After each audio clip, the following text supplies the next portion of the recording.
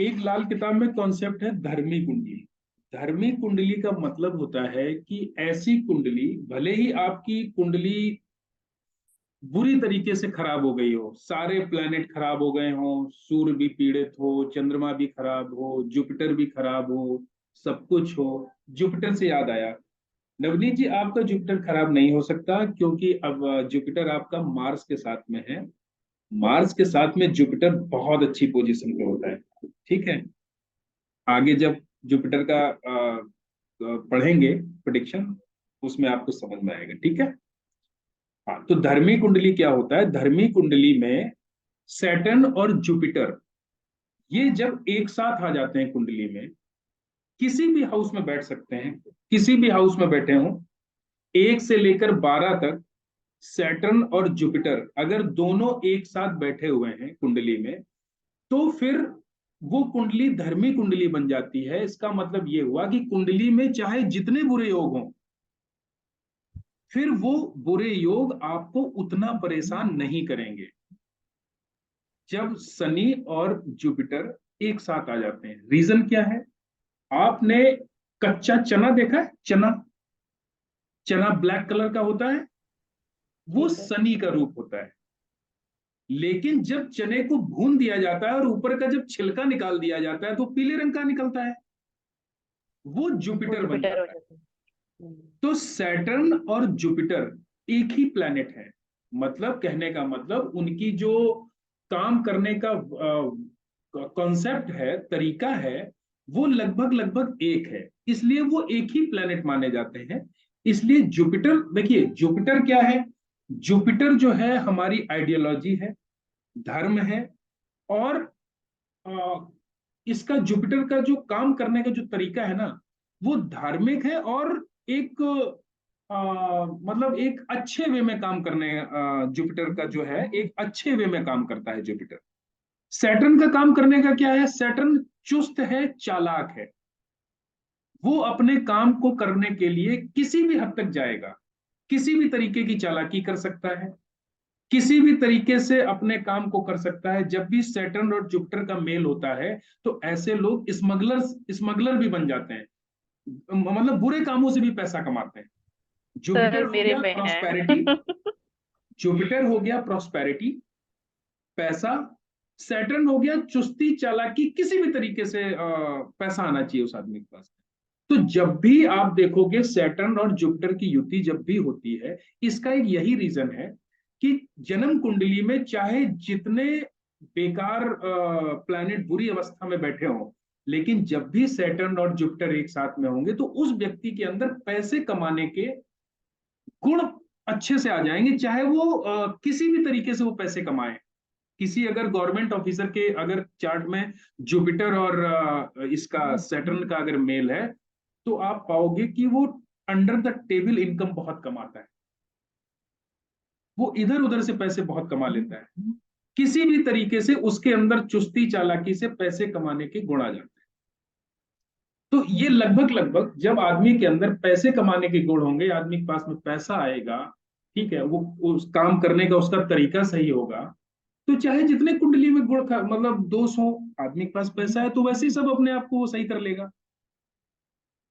ऐसे बहुत सारे और भी जीवन में बहुत सारे इवेंट्स होते हैं जहां पर सैटर्न और जुपिटर दोनों मिलकर व्यक्ति का जो जीवन है वो बहुत अच्छे से अलाइन कर देते हैं।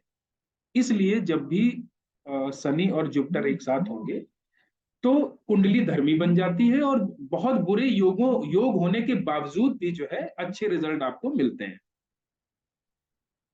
और क्या है? धर्मी ग्रह। धर्मी ग्रह का मतलब हो गया जब 4th हाउस में पापी ग्रह बैठ जाए। पापी ग्रह बैठने के जैसे राहु, केतु और शनि, इनको पापी ग्रह माना जाता है लाल किताब में। तो अगर सैटर्न, राहु, केतु अगर ये 4th हाउस में बैठे होंगे, तो ये प्लैनेट क्या होते हैं? ये चंद्रमा की तासीर में आ जाते हैं। चंद्रमा की तासीर में आने का मतलब ये हुआ कि जो ग्रहों की माता है चंद्रमा, सारे प्लैनेट की माता है चंद्रमा, तो जब भी ये प्लैनेट, जब भी ये पापी प्लैनेट फोर्थ हाउस में आते हैं तो वो चंद्रमा की शरण में आ जाते हैं। तो ये कसम खा लेते हैं कि अब हम इस कुंडली में अपने बैड रिजल्ट नहीं देंगे। तो जब भी ये तीनों प्लैनेट, राहु, केतु और सैटर्न, जब भी ये फोर्थ हाउस में आएंगे तो ये अपने बुरे रिजल्ट नहीं देंगे व्यक्ति को। हाँ, चंद्रमा को खराब जरूर कर देंगे, चंद्रमा को खराब कर देंगे, क्योंकि सैटर्न जो है ना वो ब्लैक कलर है। ठीक है, ब्लैक कलर को जब पानी में मिलाएंगे तो पानी खराब हो जाएगा। ठीक है, इसी तरीके से राहु है, राहु को हाथी से रिप्रेजेंट किया जाता है लाल किताब में। तो हाथी जो होता है वो गर्मी को बर्दाश्त नहीं कर पाता है, इसीलिए राहु जब सूर्य के साथ में युति में होता है तो सूर्य ग्रहण बन जाता है। उस समय राहु इतना खराब हो जाता है, सूर्य को ग्रहण लग जाता है और राहु खराब हो जाता है। राहु जब खराब हो जाता है, सूर्य के साथ में जब राहु युति में आता है, तो राहु उस हाउस को तो खराब करता ही करता है, वो इतना खराब हो जाता है कि वो अगले हाउस को भी खराब कर देता है, जो नेक्स्ट हाउस होता है उसका, उसको भी खराब कर देता है। लॉजिक क्या है उसका? लॉजिक ये है कि जब राहु गर्मी से पीड़ित होता है तो इतना उत्पाद मचा देता है कि उस हाउस को तो वो खराब करता ही करता है। मान लीजिए फर्स्ट हाउस में बैठा है तो फर्स्ट हाउस की तो बैंड बजाएगा ही बजाएगा, साथ में वो सेकंड हाउस को भी ले डूबेगा। फर्स्ट हाउस में आपकी सेहत को खराब करेगा, आपके दिमाग में उल्टा सीधा विचार पैदा करेगा, आप गलत कामों में चले जाएंगे और बहुत सारे गलत काम करने लगेंगे आप। सरकार से आपको हानि होगी, आपकी सेहत को खराब कर देगा, आपकी जो समाज में वो जो नाम होना चाहिए एक अच्छे व्यक्ति का, तो हो सकता है आपका नाम तो होगा, राहु नाम तो देगा, लेकिन अपयश के रूप में नाम देगा। बहुत सारे लोग फेमस होते हैं ना कि वो एक तो अच्छे कामों की वजह से फेमस होते हैं, बहुत सारे लोग दूसरे तरीके से फेमस हो जाते हैं। ठीक है, फिर क्या करेगा राहु? सेकंड हाउस को खराब कर देगा, आपकी फैमिली से संबंध खराब कर देगा, आपके पैसे की स्थिति कभी बहुत अच्छी होगी, कभी बिल्कुल खराब हो जाएगी। इस तरह की स्थिति पैदा करता है जब सूर्य के साथ में राहु होता है, तो उस घर को तो वो खराब करता ही करता है, अगले हाउस को भी खराब कर देता है। लेकिन जब वो चंद्रमा के साथ में ये प्लैनेट युति में आते हैं, चंद्रमा के साथ में राहु केतु कहीं भी बैठ जाए तो ये शांत हो जाते हैं। फिर ये उस घर को भी खराब नहीं करेंगे और दूसरे घर को भी खराब नहीं करेंगे और अपने आप शांत भी हो जाएंगे ये। ठीक है,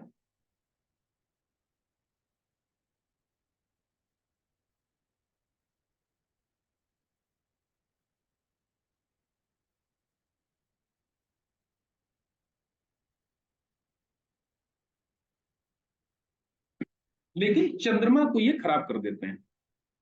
ओके, वही लिखा हुआ है, चंद्रमा पर आंशिक ग्रहण जरूर आ जाता है। 11वें घर में शनि बैठ जाए तो वो भी धर्मी हो जाता है। 11वें घर में अगर अकेला शनि भी बैठा है ना, तब भी वो सैटर्न खराब रिजल्ट नहीं देता है। उसका रीजन ये है कि 11वां घर जो होता है वो जुपिटर के इन्फ्लुएंस का होता है, क्योंकि 11वें घर का भी जो कारक है जुपिटर और सैटर्न दोनों है। तो वहां पर जुपिटर की उपस्थिति मानी जाती है, तो कहीं ना कहीं जो सैटर्न है वो जुपिटर की एक तरीके से शरण में होता है, जुपिटर के हाउस में होता है, जुपिटर वहां के कारक है, इसलिए वहां पर भी सैटर्न खराब रिजल्ट नहीं देता है। तो ये स्थिति बनती है जो धर्मी ग्रह वाली है, वो राहु केतु और शनि से मिलकर ये धर्मी ग्रह बनते हैं।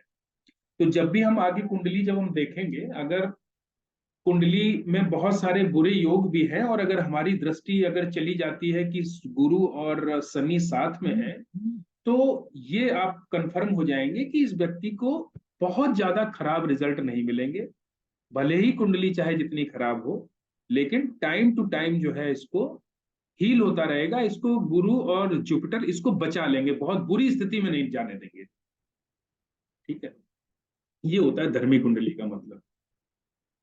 साथी ग्रह, साथी ग्रह का मतलब होता है कोई भी प्लेनेट अगर आपस में शत्रु भी है, ठीक है, लेकिन अगर वो अदल बदल के घरों में बैठ गए, अदल बदल के, जैसे मान लीजिए सूर्य और सैटर्न ये आपस में शत्रु प्लैनेट है। अब जो है 10th हाउस में सूर्य बैठ जाए और फर्स्ट हाउस में सैटर्न बैठ जाए, ये सिचुएशन बन जाए, तो है तो ये आपस में शत्रु, लेकिन दोनों एक दूसरे के घरों में बैठे हुए हैं, इसलिए ये साथी ग्रह कहलाएंगे। फिर ये आपस में बहुत ज्यादा एक दूसरे को नुकसान नहीं पहुंचाएंगे, है ना। मदद अगर नहीं करेंगे तो वो नुकसान भी नहीं पहुंचाएंगे, चाहे वो उच्च के घरों में हो। जैसे मान लीजिए फर्स्ट हाउस में सूर्य उच्च का है, ठीक है, और वीनस जो है वो 12th हाउस में उच्च का है ना, लेकिन आपस में ये दोनों शत्रु प्लैनेट हैं, सूर्य और वीनस। अब सूर्य बैठ जाए 12th हाउस में और वीनस बैठ जाए फर्स्ट हाउस में, तो ये साथी ग्रह कहलाएंगे। फिर ये एक दूसरे को खराब नहीं करेंगे, है ना। ये है कॉन्सेप्ट सर साथी ग्रह का। सर यहाँ पर एक, जैसे कि फर्स्ट हाउस में सैटर्न बैठ जाए और हम्म। सेवेंथ हाउस में सन बैठ जाए, तो भी ये रहेगा? नहीं नहीं नहीं, 7th हाउस जो है ना वो सैटर्न का नहीं है, सैटर्न, हाँ नहीं, बिल्कुल होगा, लेकिन यहाँ तो हम बिल्कुल होगा, उच्च की बिल्कुल बात होगा, कर रहे हैं, बिल्कुल बिल्कुल है होगा, ना? बिल्कुल होगा, और इसलिए होगा वैसे, हाँ, क्योंकि सैटर्न जो है उच्च का हो जाता है 7th हाउस में, वही वही है इसीलिए। ना। अगर अदल बदल तो के बैठ जाते हैं तो बिल्कुल होगा। तो वैसे ही फिफ्थ हाउस में बैठ जाए सैटर्न और टेंथ हाउस में बैठ जाए सन, तो भी होगा? तब भी यही होगा, ठीक है, क्लियर तब है, भी ठीक। लेकिन एक चीज आपको याद रखना पड़ेगा, वो कॉन्सेप्ट एक आगे आएगा। ये तो एक हम्म तरीके से हो गया साथी ग्रह, जो मैंने ये जो अभी मैंने आपको बताया, ठीक है, साथी ग्रह। लेकिन अगर फिफ्थ हम्म हाउस में फिफ्थ हाउस और 10th हाउस में अगर आपस में शत्रु ग्रह बैठेंगे, तो फिर लाल हम्म किताब का वहां पर एक दूसरा रूल लगेगा। हम्म। वहां पर ये साथी ग्रह तो चलो है ये आपस में, लेकिन होगा क्या कि 10th हाउस वाला प्लैनेट फिफ्थ हाउस वाले प्लैनेट को टक्कर मारेगा अपनी 8वीं दृष्टि से। तब उस कंडीशन में हम्म। उस सूत्र के आधार पर फिफ्थ हाउस में बैठा हुआ प्लैनेट खराब हो जाएगा। ओके। ठीक है, तो ओके, हमको टेंथ हाउस लाल में जो किताब बैठा है में, वो टक्कर मारेगा? हाँ, अब कोई भी प्लैनेट अपने से 8वें वाले प्लैनेट को टक्कर मारता है, वो टक्कर वाला अच्छा, कॉन्सेप्ट हाँ, अभी छठवें चैप्टर आठवें आगे का है आएगा तो तब वो आपको समझ में मारेगा। आएगा। ठीक है, आगे चैप्टर वो आएगा तब आपको हम्म समझ में आएगा लाल ठीक है। किताब का एक, इसको चाहे खूबसूरती बोलो चाहे कंफ्यूजन बोलो, लाल किताब एक चैप्टर में उस कॉन्सेप्ट को बताती है कि ये होगा, और अगले चैप्टर में उस कॉन्सेप्ट को डिनाई कर देती है कि ये नहीं होगा। तो आप फिर फंसे ये रहो, कैसे समझ आएगा? आप घूमते रहो उस चक्कर में। तो इसीलिए लाल किताब की बहुत सारे सूत्र हैं, इसीलिए लाल किताब में प्रैक्टिस करने की बहुत जरूरत होती है। अब जैसे एक एक कॉन्सेप्ट में अभी साथी ग्रह फेल हुआ कि नहीं हुआ, जैसे अभी मैंने हम्म आपको एक सूत्र बताया कि साथी ग्रह अगर बैठे होंगे तो वो एक दूसरे का बुरा नहीं करेंगे।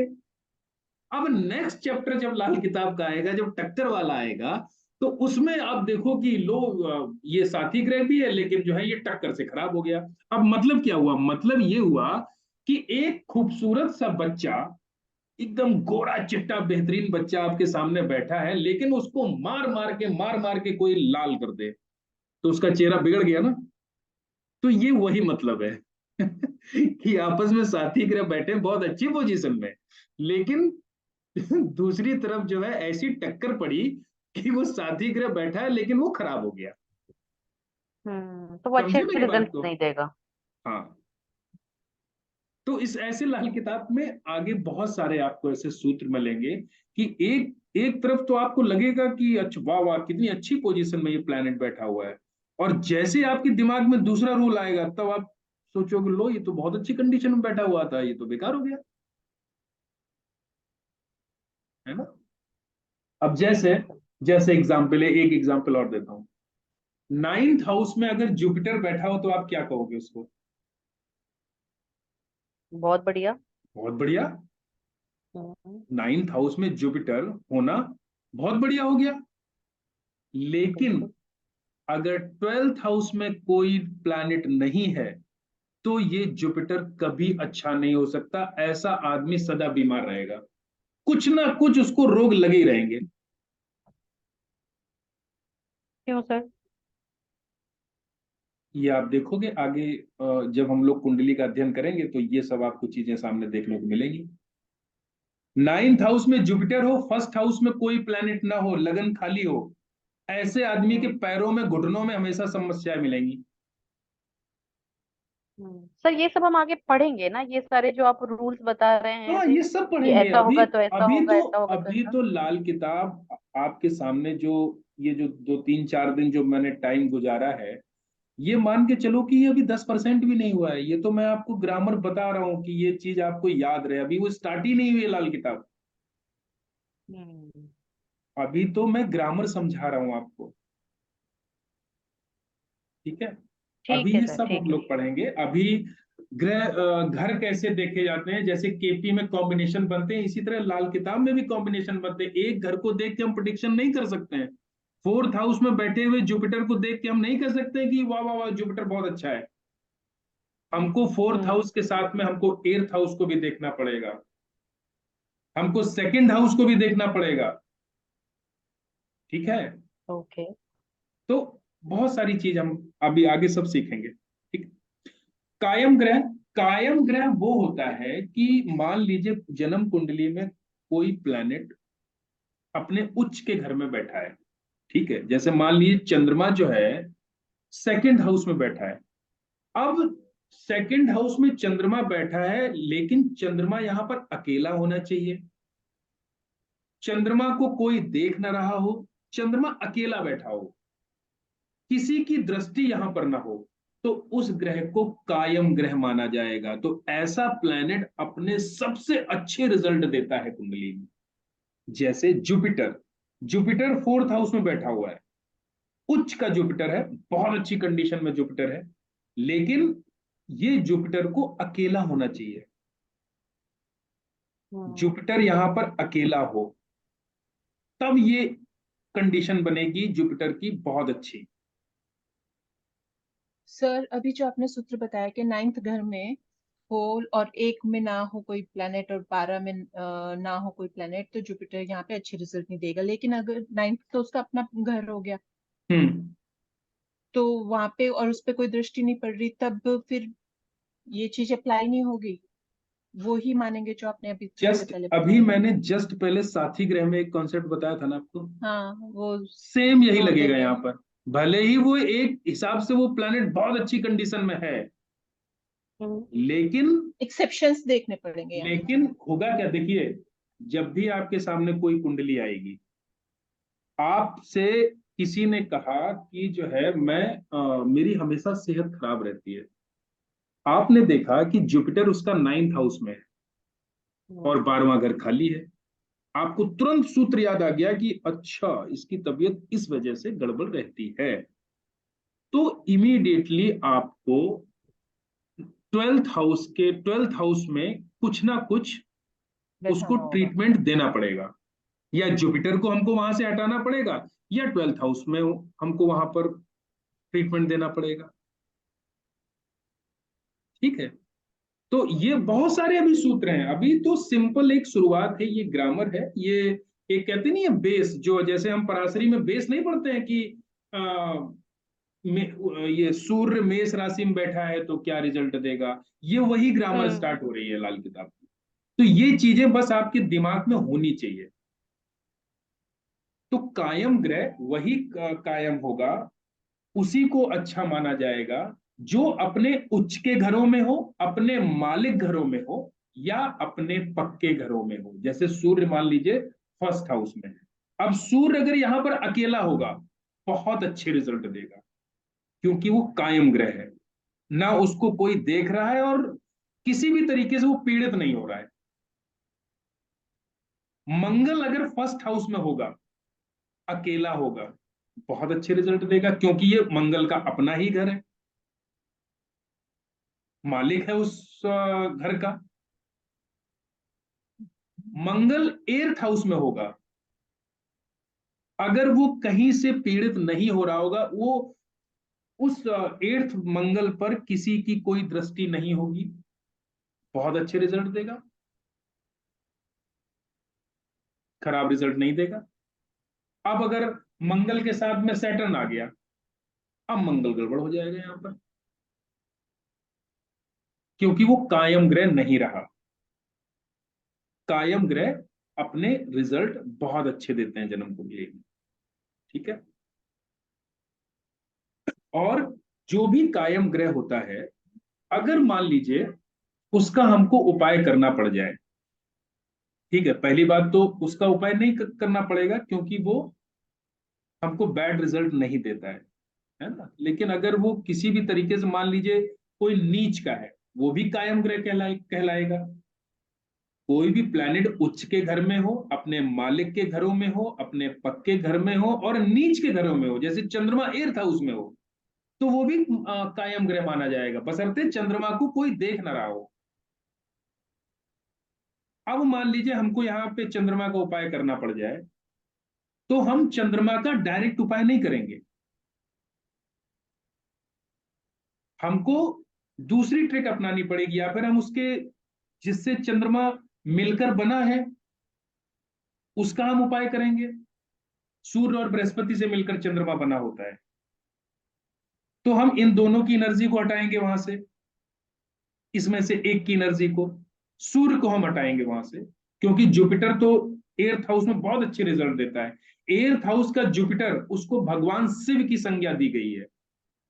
8th हाउस में जिसके जुपिटर होगा, ये कहा गया है कि ऐसा व्यक्ति सोने की लंका को भी दान कर दे। भगवान शिव ने अपनी सोने की लंका को रावण को दान कर दिया था ना, उसने क्योंकि पूजा की थी उनकी, उसने खुश कर दिया था भगवान शिव को, तो उसने सोने की लंका मांग ली। तो उन्होंने बगैर, इतना कॉन्फिडेंस होता है ऐसे व्यक्ति के अंदर कि ले जा मेरे पास से सब कुछ, अब ये चीजें तो मैं फिर बना दूंगा। 8th हाउस के जुपिटर को कहा जाता है कि इस व्यक्ति को जंगल में भी छोड़ दो ना, वहां पे भी रास्ते ढूंढ लेगा पैसे कमाने के, अगर शुभ स्थिति में है तो। और अगर यही जुपिटर निगेटिव हो जाए, तो फिर कहा गया है कि अ, भरे हुए खजानों को भी आग लगा देने वाला, कुछ इस तरीके से कहा गया है। कहने का मतलब ये हुआ कि जिसका जुपिटर 8th हाउस में निगेटिव हो जाएगा, तो ऐसा बच्चा जब पैदा होगा, उसी दिन से उसके बाप दादाओं की जितनी बड़े महल, चाहे जितनी बड़ी प्रॉपर्टी हो, उसमें धीरे धीरे धीरे धीरे आग लग जाएगी, वो प्रॉपर्टी खत्म हो जाएगी। बाद में फिर जब वो बड़ा होगा, तो फिर लोगों को यही सिर्फ सिर्फ गाया करेगा कि ओहो मेरे दादा थे, वो मर्सिडीज पे चला करते थे, मेरे फादर थे, उनको जनता सुनने आया करती थी, वो अपने गेट पे खड़े होकर हाथ हिला देते थे तो 50 आदमी खड़े हो जाते थे। तो उसके जीवन में सिर्फ थे रह जाता है, जुपिटर इन तो 8th हाउस। ये 8th हाउस, ओके, 8th हाँ, हाउस में जुपिटर मतलब पीड़ित, क्या? मतलब 8th हाउस में अगर जुपिटर है जो बुरे प्रभाव दे रहा है, उसके साथ ये होगा। हाँ, अगर 8th हाउस में जुपिटर है और अगर पीड़ित अवस्था में है, जुपिटर खराब हो पीड़ित, गया वही। है, हम्म। तो ये सिम्टम्स आएंगे। और अगर जुपिटर बहुत अच्छी कंडीशन में है, तो जुपिटर 8th वाला जुपिटर तो बहुत पैसे कमा सकता है, उसको जिस दुनिया के किसी कोने में आप बैठा दीजिए वहां से पैसे बना लेगा वो। और हम्म। इतना दानी कि उस आदमी से कुछ भी मांग दो वो आपको मना नहीं करेगा, बड़े बड़े भंडारे लगवाएगा, मंदिरों में पता नहीं क्या क्या वो दान दान कर देगा।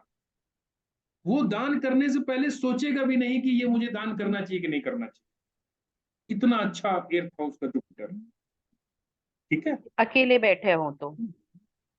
अकेले, हाँ, जुपिटर हमेशा अकेले बैठ के ही रिजल्ट अच्छे देते हैं।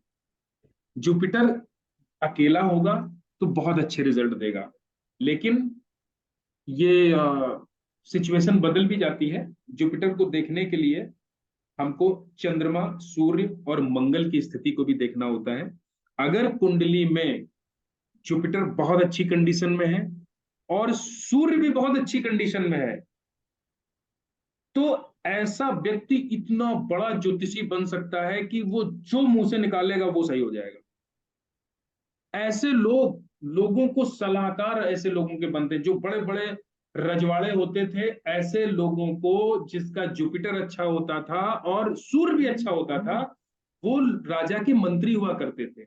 अभी भी सरकारों में ऐसे ही व्यक्तियों की जरूरत पड़ती, जब भी गवर्नमेंट को किसी से सलाह लेनी पड़ती है तो ऐसे ही लोगों को बुलाया जाता है। ऐसे लोग सलाहकार अच्छे होते हैं जिनका जुपिटर भी कुंडली में अच्छा होता है और सूर्य भी अच्छा होता है, और जिनका जुपिटर अच्छा होता है और मंगल भी अच्छा होता है, ऐसे लोगों की बाप दादाओं से ही वो बड़े पैसे वाले होते हैं।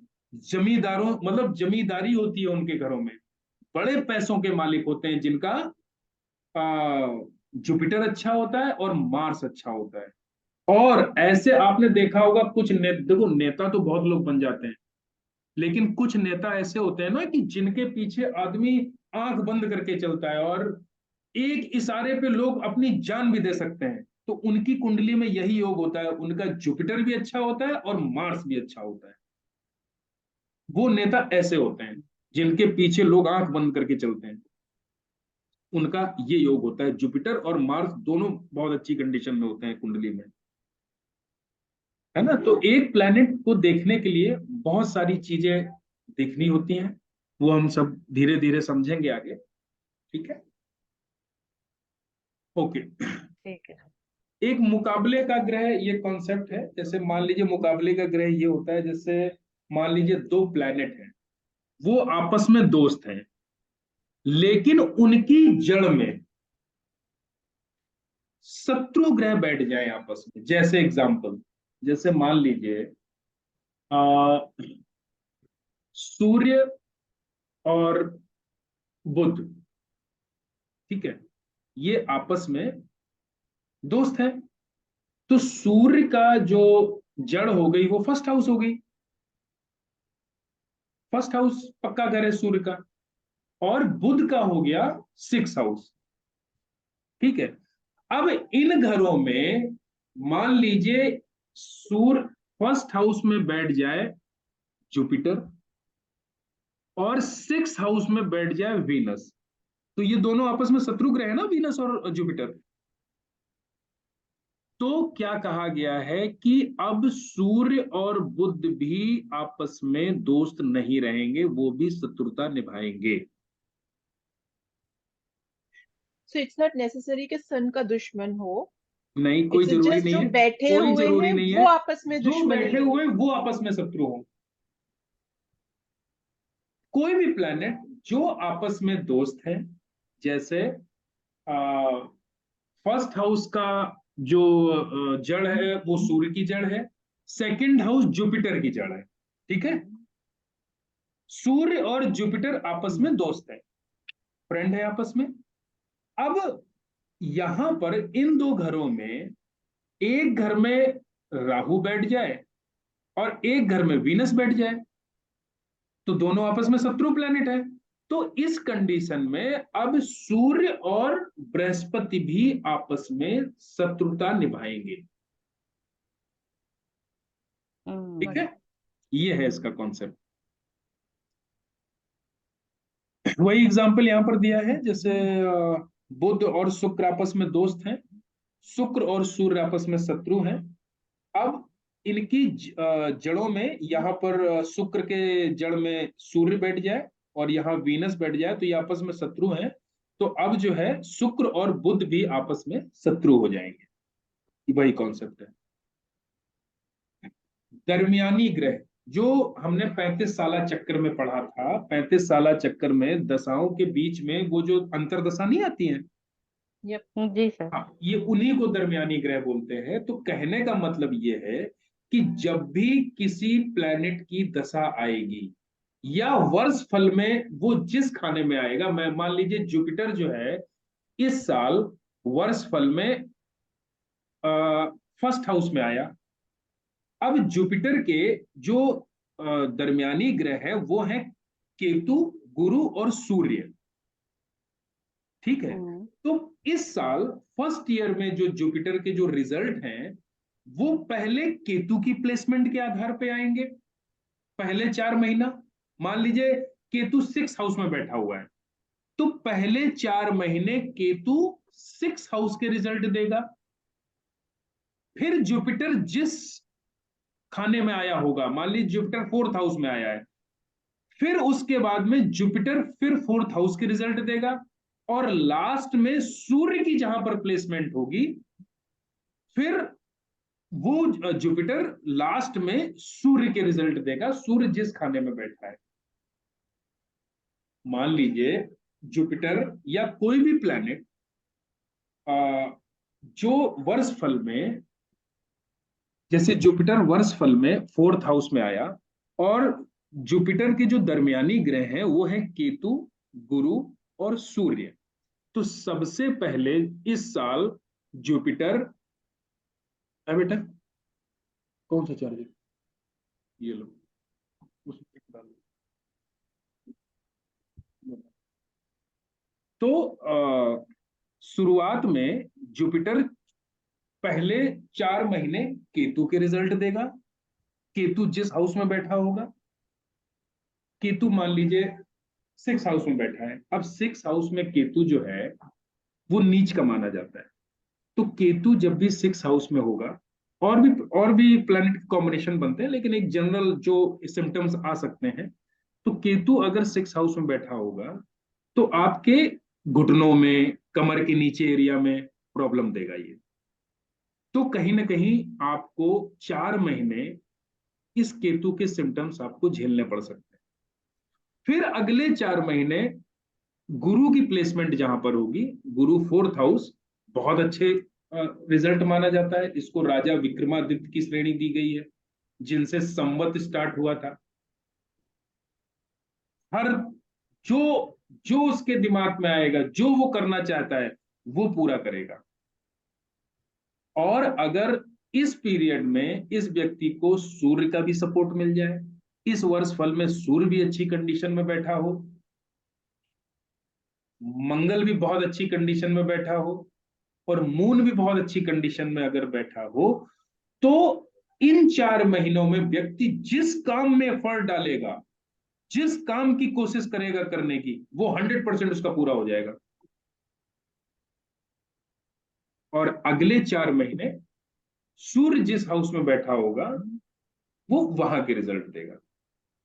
ठीक है, तो ये तो सिर्फ जो आपने अंतर्दशा के बारे में दरमियानी ग्रह का वो सारा कुछ बताया था, बस उसी की प्लेसमेंट के आधार पे अब आप समझा रहे, राइट? इसके हाँ। अलावा तो और कुछ मैंने नहीं है ना? नहीं नहीं, इसके अलावा कुछ नहीं। वो जो मैंने आपको 35 साला स्टार्ट किया चक्र जो था। दशा वगैरह में बताया था, दशा अंतरदशा में, जी। वो जब मैंने बताया था आपको, जब जुपिटर की 6 साल की दशा होती है, पैंतीस या साल चक्र में 6 साल का पीरियड होता है, तो उसमें राइट। क्या होगा कि केतु 2 साल केतु के सिम्टम्स रहेंगे, मतलब केतु की अंतरदशा या चलेगी, फिर गुरु की अंतरदशा चलेगी जुपिटर 2 साल, फिर सूर्य की अंतरदशा चलेगी। सूर्य। अब यही यस। सूत्र सीधे वर्षफल पे आ गया। अब वर्षफल में तो जुपिटर हाँ। एक ही साल के लिए आएगा ना एक हाउस में, तो वर्षफल में सर, जब भी इससे पहले वाली स्लाइड एक बार खोल दीजिए प्लीज। इससे हाँ ऊपर यही है वाली। ना, इससे ऊपर वाली सर। बस बस बस। है ना। तो वर्षफल में जब भी कोई प्लैनेट किसी भी हाउस में आएगा, ये सिर्फ जुपिटर का एग्जाम्पल है, सूर्य भी आ सकता है, तो सूर्य के जो भी दरमियानी ग्रह है वो अपने अपने 4 4 महीने अपने अपने रिजल्ट देंगे। Got it sir. ठीक है,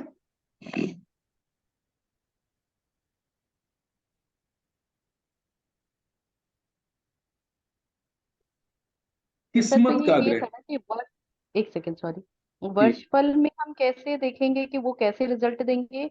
ये हम ये जो आपने बताया ये फॉर्मूला से देखेंगे कि जैसे कि 12 महीने हैं तो वो जिस तरीके से उनके अंतर्दशा चलती है दरमियानी ग्रह के, वही वर्षफल में भी लागू होगी, यही है ना? हाँ, यही कॉन्सेप्ट है। अंतरदशा तो ज्यादा टाइम की होगी, लेकिन जो वर्षफल होगा वो फिक्स वो तो एक एक साल ही के साल अंदर का ही होता सारे है। ग्रहों के हाँ परिणाम मिल जाएंगे। हाँ। है ना। करेक्ट। जैसे ठीक है। दशा वाले प्लैनेट में जो अंतरदशा मूव होगी, हम्म। उसी तरीके से वर्षफल में जब वो प्लैनेट आएगा, तो हम्म। बराबर बराबर 4 4 महीने हम्म। वो अपने जो अंतरदशा वाले प्लैनेट है ना, जो दरमियानी प्लैनेट है, वो उनके अपने उनके रिजल्ट देंगे प्लेसमेंट के हिसाब से रिजल्ट देगा। अपनी प्लेसमेंट के आधार पे, तो जो जिस हाउस में बैठा हुआ होगा उसी हाउस के वो सर, परिणाम देगा। वर्ष फल में सच। जिस जहाँ बैठा होगा। वर्ष फल में ठीक है। यही चीज अंतर्दशा में भी होगा, यही चीज दशा अंतर्दशा में भी होगा। जैसे मान लीजिए आपकी जुपिटर की दशा आ गई लाल किताब के अनुसार, ठीक है। हम्म अब जुपिटर का पीरियड 6 साल रहेगा। अब जुपिटर के पीरियड में शुरुआत हुई जुपिटर और केतु की। अब जुपिटर की तो दशा चल रही है, अब हम क्या करेंगे, पहले 2 साल जुपिटर और केतु की प्लेसमेंट देखेंगे कि ये दोनों प्लैनेट कहां बैठे हैं। इन दोनों प्लैनेट की प्लेसमेंट के आधार पर रिजल्ट आएंगे। फिर अगले 2 साल जुपिटर और जुपिटर की रहेगी, जुपिटर में जुपिटर की अंतर्दशा चलेगी। तो हम्म प्रॉपर हम जुपिटर के रिजल्ट देखेंगे, जुपिटर की प्लेसमेंट देखेंगे कि जुपिटर कहां बैठा हुआ है, ठीक है।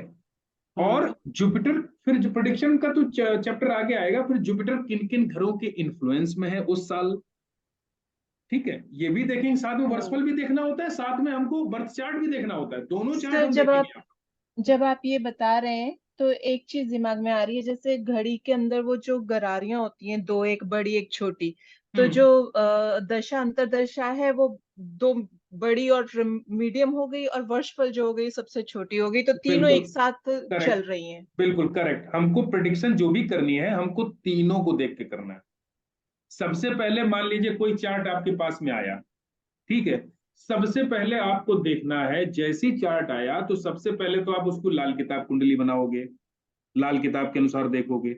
लाल किताब की कुंडली बना के अब सबसे पहले आपको ये चेक करना है कि दशा किसकी चल रही है और अंतर्दशा किसकी चल रही है।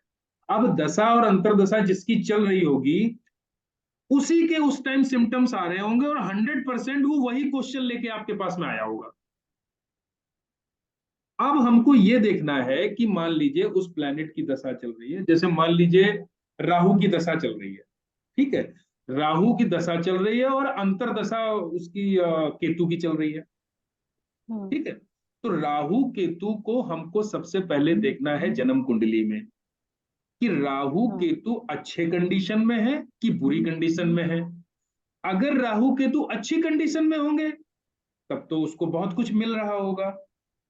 अगर हम्म राहु और केतु खराब कंडीशन में होंगे तो वो समस्या लेके आया होगा आपके पास में, क्योंकि वो सब कुछ उल्टा सीधा जिंदगी में कर रहा होगा उसके। उसके बाद में हमको तुरंत वर्षफल देखना है कि इस साल इसको क्या रिजल्ट मिल रहा है। हम्म भाई जन्म कुंडली तो करेक्ट। वो चीज हो गई ना जो जो हमने पेड़ लगाया है। अब इस साल उस पेड़ में से हमको मीठे फल मिलेंगे कि कीड़े लगे हुए फल मिलेंगे कि कैसे फल मिलेंगे, ये चीज हमारे कर्मों के ऊपर डिसाइड होगा, ठीक है। जो वर्ष फल में जो प्लैनेट जिस तरीके से आए होंगे उस हिसाब से हम प्रिडिक्शन देंगे। तो सबसे पहले तो हमको अपने जन्म वाली कुंडली को मतलब सुधारना है। उसमें अगर हमको ट्रीटमेंट की जरूरत होगी तो सबसे पहले तो उसको सुधारना है जो हमारी मेन कुंडली है।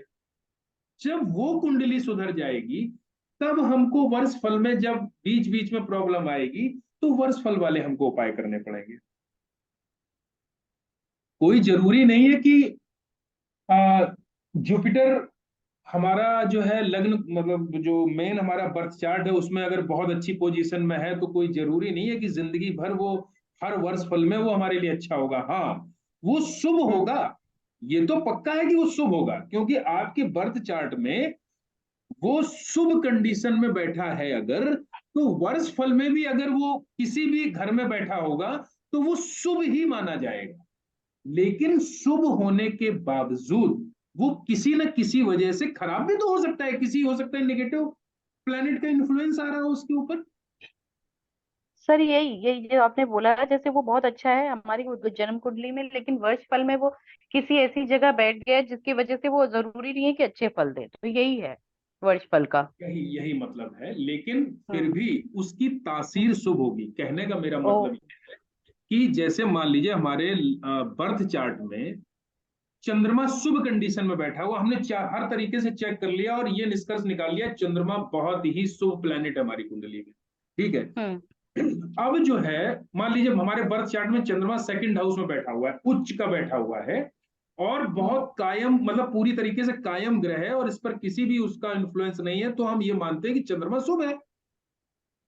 अब ठीक जो है। है वर्ष फल में मान लीजिए चंद्रमा एर्थ हाउस में आ गया, ठीक है। राइट। अब 8th हाउस में चंद्रमा शुभ ही मानेंगे हम, क्योंकि हमारे बर्थ चार्ट में चंद्रमा शुभ है, एक नजर में उसको हम शुभ मानेंगे। लेकिन हम अब ये देखेंगे कि ये शुभ चंद्रमा है तो हमारे बर्थ चार्ट में वर्षफल में भी ये शुभ ही कंडीशन में बैठा होगा, लेकिन क्या इस चंद्रमा को 12th हाउस में बैठकर, क्योंकि लाल किताब की दृष्टि 12th हाउस से 8th हाउस में आती है, तो कहीं 12th हाउस में राहु तो नहीं आ गया है उस वर्षफल में कि राहु चंद्रमा को जो है खराब कर रहा हो? तब हमको उस साल के लिए सिर्फ राहु को ट्रीट करना होगा, राहु को हमको वहां से हटाना होगा। हम्म। क्लियर है? ठीक है सर, ये जब दृष्टि और वो आप और बताओगे तो और अच्छा हाँ, सा समझ आ तब और जाएगा। क्लियर हो जाएगा, पर तब और। समझ आ गया। हाँ। हम्म।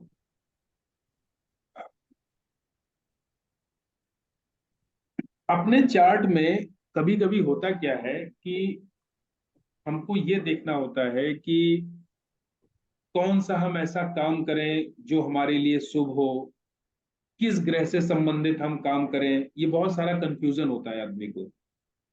तो इसीलिए इसमें एक चैप्टर दिया गया है किस्मत का ग्रह निकालने का, है ना? तो किस्मत का ग्रह निकालने के लिए बहुत ही सिंपल सा एक लॉजिक है। सबसे पहले हमको क्या देखना होता है, उच्च के ग्रह देखने होते हैं। तो सबसे पहले हमको जो केंद्र हाउसेज हैं हमारे, केंद्रा 1 4 7 10, सबसे पहले हमको ये देखना है कि 1 4 7 10 में क्या कोई उच्च का प्लैनेट बैठा हुआ है। फर्स्ट हाउस में उच्च का प्लैनेट सूर्य है, 4th हाउस जी। में उच्च का प्लैनेट जुपिटर है, जुपिटर। 7th हाउस में उच्च का प्लैनेट सैटर्न है, सैटर्न। और 10th हाउस में उच्च का प्लैनेट मार्स है। मार्स। क्या ऐसी प्लेसमेंट है हमारे चार्ट में? अगर मान लीजिए 1 4 7 10 में कोई भी उच्च का प्लैनेट बैठा हुआ है, ठीक है, तो वो हमारी सबसे पहले किस्मत का ग्रह माना जाएगा। उस प्लैनेट से संबंधित हम जब भी कोई डिसीजन लेंगे वो हमारे लिए डिसीजन अच्छा रहेगा।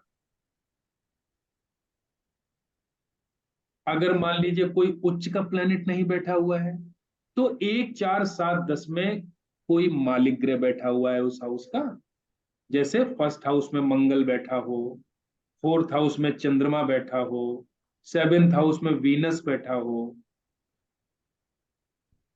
10th हाउस में सैटर्न बैठा हो, तो इन ग्रहों को भी हम पकड़ सकते हैं। लेकिन हम इनको कब पकड़ेंगे?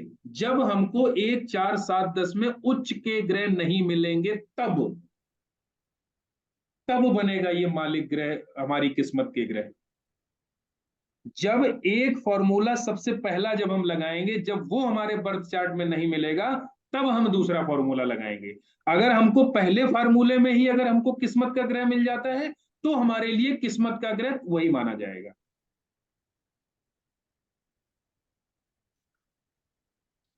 ठीक है। अब उसके बाद में जब हमको 1 4 7 10 में नहीं मिलेंगे, तो हम केंद्र स्थान के बाहर जाएंगे। क्या बाहर कोई उच्च का प्लैनेट है? 2 में कोई उच्च का प्लैनेट है? भाई सेकंड में चंद्रमा उच्च का होता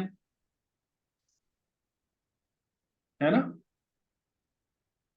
तो बाहर हम देखेंगे कि बाहर कौन से प्लैनेट उच्च के हमको मिल रहे हैं। ठीक है। सर थर्ड में कहीं पर भी, है, मतलब 1 4 7 10 के बाद किसी भी घर में देखेंगे कि कहाँ बैठे हुए हैं कोई उच्च का। 1 4 7 10 में अगर हमको उच्च के प्लैनेट नहीं मिलेंगे, हम्म। तो फिर हम 1 4 7 10 के बाहर देखेंगे, बाहर के घरों में क्या कोई प्लैनेट उच्च का बैठा हुआ है? क्या सेकंड हाउस में चंद्रमा बैठा हुआ है? क्या थर्ड हाउस में राहु बैठा हुआ है? क्या फिफ्थ हाउस में कौन उच्च का होता है? कोई उच्च का नहीं होता फिफ्थ हाउस में। क्या कोई। 6th हाउस में जुपिटर बैठा हुआ है? 8th हाउस 6th में में भी बुध कोई उच्च का होता नहीं है। होता है। क्या चीज? 6 में बुध होता है सॉरी, ना। 6 में 6 मरकरी। में जुपिटर नहीं होता। नहीं, हम्म। सॉरी सॉरी, उसमें 6 में बुध। क्या बुध। 6th हाउस में बुध बैठा हुआ है? ठीक है। हम्म। क्या 9th ठीक है। हाउस में केतु बैठा हुआ है? हम्म। 12th में ठीक है। वीनस। तो 1 4 7 10 के बाहर देखेंगे कि कौन सा प्लैनेट हमको उच्च का मिला। तो पहले हम देखेंगे केंद्र स्थान में, अगर हमको यहां पर कोई उच्च का प्लैनेट मिल जाता है तो वो हमारी किस्मत का ग्रह होगा। फिर हम मालिक ग्रह, अगर हमको ये नहीं मिला फिर हम मालिक ग्रह देखेंगे केंद्र स्थान में ही। केंद्र स्थान में मालिक ग्रह अगर कोई बैठा है तो वो हमारी किस्मत का ग्रह होगा। अगर इन दोनों में हमको कोई नहीं मिला फिर हम केंद्र स्थान के बाहर निकलेंगे। अगर केंद्र स्थान के बाहर भी हमको कोई उच्च का ग्रह नहीं मिलता है तो फिर हम खाना नंबर 9 का ग्रह लेंगे कि खाना नंबर 9 में 9th हाउस में कौन सा प्लेनेट बैठा हुआ है, तो वो हमारी किस्मत का ग्रह बनेगा। अगर 9th हाउस में भी कोई प्लेनेट नहीं बैठा हुआ है तो 3rd हाउस में कौन सा प्लेनेट बैठा हुआ है तो हम 3rd हाउस को लेंगे। सर हालांकि मालिक मालिक ग्रह किसको कहेंगे? जो उस राशि का मालिक है, जो घर का मालिक, जैसे 1st हाउस में मंगल मालिक हुआ, 2nd हाउस का ठीक है, मालिक हो गया वीनस, ठीक है सर, 3rd हाउस का मालिक हो गया मरकरी। Got it sir. ठीक है, तो इस तरीके से किस्मत का ग्रह निकालेंगे। अब किस्मत का जो ग्रह होता है इसको पकड़ के जो भी हमारी कुंडली में किस्मत का ग्रह आया, अब आप क्वेश्चन ये भी आ सकता है कि हो सकता है 1 4 7 10 में 2 3 प्लैनेट हमको उच्च के मिल जाए। हम्म। हो सकता है 1st हाउस में सूर्य बैठा हो, 4th हाउस में जुपिटर बैठा हो, 7th हाउस में सैटर्न बैठा हो, 10th हाउस में मार्स बैठा हो। ऐसा भी तो हो सकता है किसी कुंडली में। तब हम कौन सा किस्मत का ग्रह निकालेंगे? तब हम निकालेंगे होरा के अनुसार, टाइम के अनुसार, जिस प्लैनेट की टाइमिंग हम्म। सुबह सबसे पहले होगी।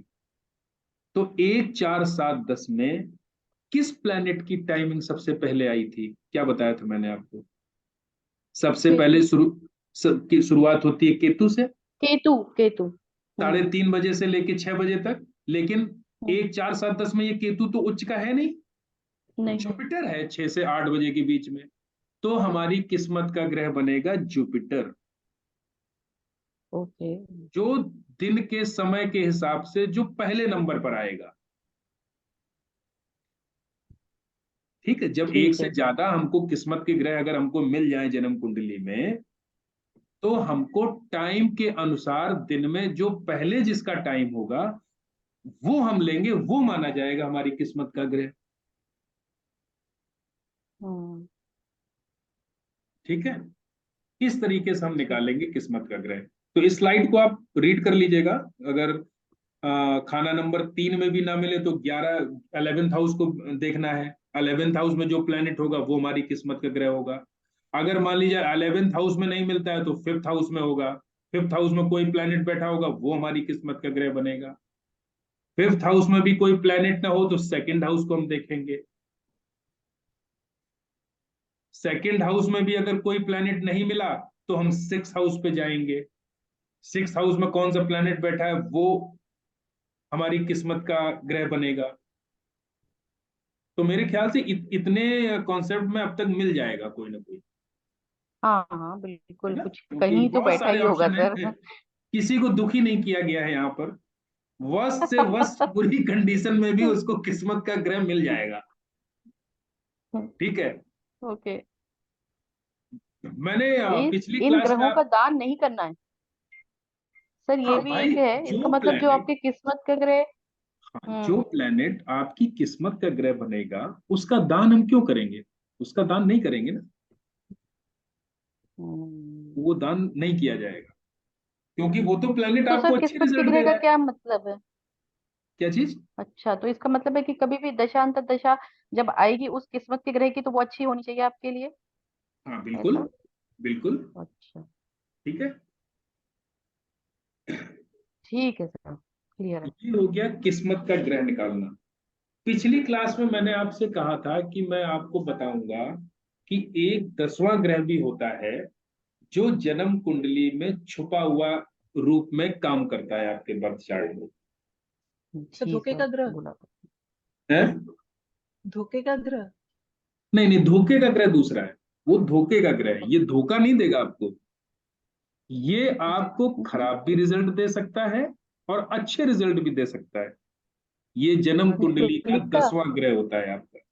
9 ग्रह होते हैं, धूलिका का ये 10वां ग्रह है। ठीक है, अब इसको कैसे निकालेंगे? अब इसको ऐसे निकालेंगे, जैसे मान लीजिए सबसे पहले तो ये बताते हैं आपको। जैसे मान लीजिए किसी का जन्म मंगलवार को हुआ है, ठीक है ना? हम्म कॉन्सेप्ट समझिएगा, किसी का जन्म मंगलवार को हुआ है, तो मंगलवार को जन्म लेने का मतलब ये हुआ कि उस दिन का जो मालिक हुआ वो मार्स हुआ। मार्स की अच्छी राशि कौन सी है? मेष राशि। लाल किताब जी सर। कुंडली में मेष राशि फर्स्ट हाउस में आती है। ठीक हम्म है, तो किसी व्यक्ति का अगर मंगलवार को जन्म हुआ हम्म, तो उसका जो 10वां ग्रह निकलेगा वो फर्स्ट हाउस में बैठेगा। किसी का मतलब जन्म अगर संडे को हुआ तो उसका जो 10वां ग्रह, अभी बताऊंगा 10वां ग्रह कौन होगा, उसका जो हम्म 10वां ग्रह निकलेगा वो फिफ्थ हाउस में बैठेगा। किसी का अगर बुधवार को जन्म हुआ, उसका जो 10वां प्लैनेट होगा वो थर्ड हाउस में बैठेगा। किसी का जन्म अगर बृहस्पतिवार को हुआ, उसका जो 10वां प्लैनेट निकलेगा वो बैठेगा नाइन्थ हाउस में। और कोई दिन बचा? फ्राइडे। अगर किसी का शुक्रवार को जन्म हुआ है, उसका जो 10वां प्लैनेट होगा वो बैठेगा सेवेंथ हाउस में। अगर किसी का शनिवार को जन्म हुआ तो उसका जो 10वां प्लैनेट होगा वो बैठेगा टेंथ हाउस में। ये क्लियर हो गया यहां तक? अब 10वां ग्रह कैसे निकालेंगे? जिस मान लीजिए आपका जन्म मंगलवार को सुबह 6 बजे से 8 बजे के बीच में हुआ, तो आपका 10वां ग्रह हुआ जुपिटर। और जुपिटर माना जाएगा फर्स्ट हाउस में, जो आपको दिखेगा नहीं कुंडली में, लेकिन वो छुपा हुआ बैठा होगा आपके फर्स्ट हाउस में जुपिटर। तो होरा से निकलेगा ये। हाँ हाँ, 6 बजे से 8 बजे के बीच में जन्म हुआ है तो जुपिटर, जुपिटर के राइट। पीरियड में जन्म हुआ है, तो यही राइट। आपका 10वां ग्रह होगा जो आपको अब ये खराब रिजल्ट कैसे देगा और अच्छे कैसे रिजल्ट देगा। जन्म मंगल कुंडली, की राशि में बैठेगा। ओके। ठीक है। किसी का जन्म अगर किसी का जन्म अगर शनिवार को सुबह 8 बजे से 10 बजे के बीच में हुआ है, तो उसके टेंथ हाउस में सूर्य माना जाएगा। किसी का जन्म अगर बृहस्पतिवार को दोपहर में 12:30 बजे हुआ, तो उसका नाइन्थ हाउस में मंगल माना जाएगा। तो ये क्या कहीं लिखा हुआ है? मतलब ये है इसमें जो आपने नोट दिया है इसमें? नहीं, इस नोट्स में नहीं दो है ये चीजें ऐड हो गई ना आकांक्षा। मैं अलग से बता रहा हूँ आपको। मैंने लिखा नहीं सर, आप कोई बात फिर नहीं, से एक आप बार बोल। रिकॉर्डिंग रिकॉर्डिंग हम्म, से लिख लेना आप बाद में। ठीक है, ओके। रिकॉर्डिंग से आप लिख लेना। किसी का जन्म फ्राइडे को हुआ है और फ्राइडे को जन्म हुआ है दोपहर में 2:30 बजे, तो 2:30 बजे वीनस का टाइम है ना, होरा के हिसाब से।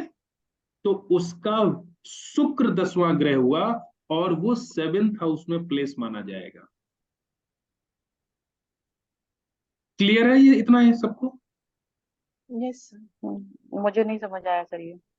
अभी नहीं समझ में आया आपको? हम्म किसी का जन्म अगर अ, बुधवार को हुआ है, ठीक है, तो हम्म, बुधवार को जन्म हुआ है, तो ये बुध का दिन हुआ, मरकरी का दिन हुआ, इतना क्लियर? हाँ हाँ। ठीक है। अब मरकरी का दिन हुआ, तो हम मरकरी की दो राशियां हैं, एक 3 हाँ, नंबर और एक 6 नंबर, मतलब थर्ड हाउस 3 और और 6। हाउस है। हम्म। सबसे ज्यादा मरकरी इन्फ्लुएंस्ड किससे रहता है? थर्ड हाउस से। ओके। हम्म। तो थर्ड हाउस पर प्रायोरिटी दी जाएगी। इसी ओके। तरीके से जुपिटर है, जैसे बृहस्पतिवार को किसी का जन्म हुआ, तो मेरा हुआ सर। तो जुपिटर की दो घर हैं, एक नाइन्थ है एक ट्वेल्थ है। लेकिन जुपिटर का सबसे मजबूत ग्रह कौन सा है? किसमें जुपिटर अपने आप 9th। को सबसे कंफर्टेबल? धनु। नाइन्थ। 9th। हम्म। तो नाइन्थ को प्रायोरिटी दी जाएगी। इसी तरह मार्स है, किसी का जन्म अगर मंगलवार को हुआ है, तो सबसे तो मार्स मेष। राशि कौन सी है? मेष राशि। मेष। वृश्चिक तो तो बाद फर्स्ट में, हाउस। तो फर्स्ट हाउस में माना जाएगा उसका। सैटर्न। अच्छा, और रिप्लेस ऐसे। करके फिर इसके प्रिडिक्शंस में इसको यूज भी किया जाएगा। इसमें प्रिडिक्शन में बिल्कुल यूज कर सकते हैं।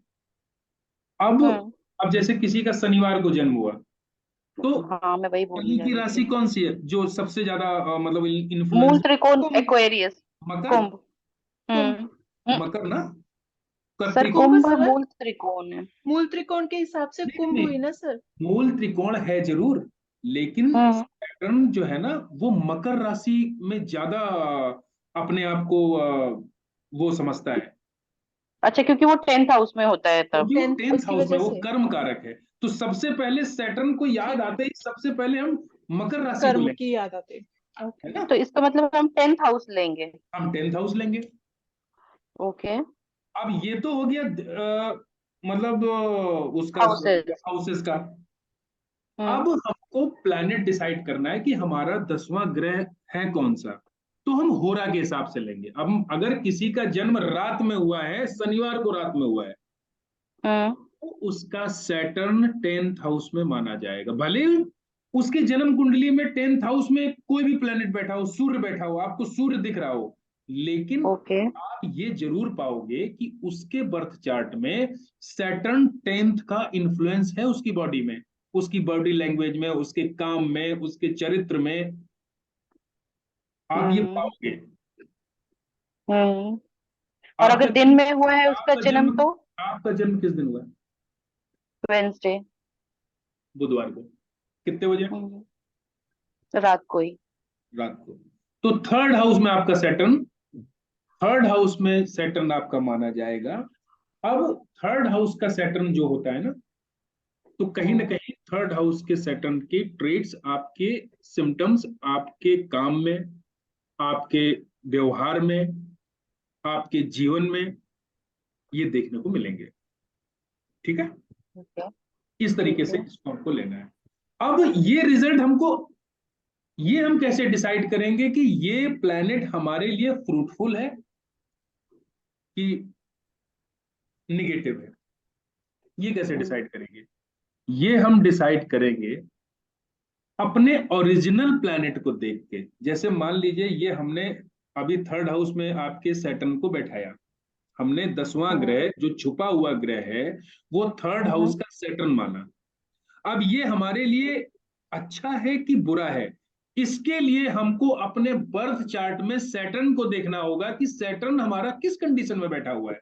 अगर वो अच्छी कंडीशन में बैठा हुआ है, तो सैटर्न थर्ड हाउस भी बहुत अच्छी रिजल्ट देगा आपको। अगर वो बैड हम्म। कंडीशन में बैठा हुआ है, तो सैटर्न थर्ड भी आपको बैड रिजल्ट देगा। हम्म। तो सर ये हम सैटर्न ही है जो 10th प्लेनेट, और हमें ये देखना है कि वो कहाँ कहाँ बैठा हुआ है अकॉर्डिंग टू ये मतलब नहीं नहीं जैसे नहीं नहीं, कहाँ कहाँ नहीं बैठा हुआ है। हम्म, वो हमने जो आपका 10वां ग्रह निकाला, भाई आपने तो वो हमको ये बताया कि आप वेडनेसडे को पैदा हुए, रात को। तो हाँ, वेडनेसडे का मतलब हो गया थर्ड हाउस। ठीक है। वेडनेसडे का मतलब थर्ड हाउस हो गया, ये तो समझ गए ना आप क्यों हुआ? हाँ हाँ, ये समझ आ गया। ठीक है। अब आप रात में पैदा हुए, तो हम्म। होरा के हिसाब से रात का प्लैनेट कौन निकला? सैटर्न निकला। सैटर्न सैटर्न है, हाँ ठीक है। सैटर्न आपका थर्ड हाउस में बैठा हुआ माना जाएगा, जो आपको दिखेगा नहीं। हम्म। 10वां प्लैनेट आपकी कुंडली में दिखेगा नहीं, लेकिन कहीं ना कहीं थर्ड सैटर्न के लक्षण आपके कार्यों में, आपके व्यवहार में, आपके जीवन में जरूर देखने को मिलेंगे। नवनीत जी, आप किस दिन पैदा हुए? सर मैं पैदा हुई हूँ थर्सडे को, तो 9th हाउस में मार्स आ रहा है, 12:15 का टाइम है मेरा दिन हाँ, का। तो आपके 9th हाउस में मार्स माना जाएगा। तो आपके जो मतलब बुजुर्ग होंगे, आपके बाबा पिताजी दादा, है ना, बहुत गुस्से वो बहुत वाले। अच्छे लेवल पे होंगे, गुस्से वाले। गुस्से वाले भी, और बहुत अच्छे उनका समाज में नाम होगा। मतलब एक सामाजिक एक समाज को एक लीड करने वाले लोग होंगे, समाज में उनकी इज्जत होगी, लोग उनसे सलाम उनको ठोकते ही वाज होंगे, अ एक लीडर। पोजीशन होगी उनकी, ही वाज अ लीडर। है ना। यस। तो इस तरीके जहाँ से पे भी वो कुछ इन्फ्लुएंस मन रहेगा आपके मुटाव होता था, गन लेकर पहुंच जाते थे। हाँ। हम्म। ठीक है सर, समझ आ रहा है अब थोड़ा थोड़ा। एक बार इसको रिकॉर्डिंग आप और सुनोगे ना, तो और क्लियर हो हाँ। जाएगा। जी जी। मतलब दिन के हिसाब से वो, मतलब सॉरी, टाइम के हिसाब से हम पहले